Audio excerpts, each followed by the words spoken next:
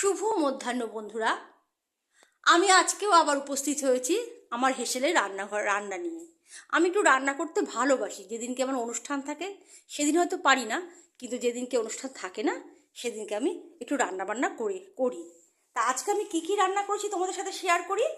দেখো, তোমরা শেয়ার না করলে ঠিক ভালো লাগে না। সাদা ভাত করেছি, বেগুন ভাজা, পালং শাকের তরকারি বড়ি দিয়ে, মূলো কুমড়ো শিম সমস্ত সবজি দিয়ে পালং শাকের তরকারি করেছি। শিম চচ্চড়ি করেছি, পোস্ত কাজু বাদাম এসব বেটে আর রসুন ফোড়ন দিয়ে শিম চচ্চড়ি করেছি। পার্শে মাছ ধনে পাতা দিয়ে সর্ষে বাটা করেছি। চিলি চিকেন করেছি, যেহেতু আমি মাংস খাই না তোমরা জানো, তার জন্য আমার মাছ করতেই হয়। চিলি চিকেন করেছি, টক দই আর চাটনি। আজকে আমার রান্না হয়ে গেছে, তা মোটামুটি রেডি। তোমরা দেখো, পালং শাক,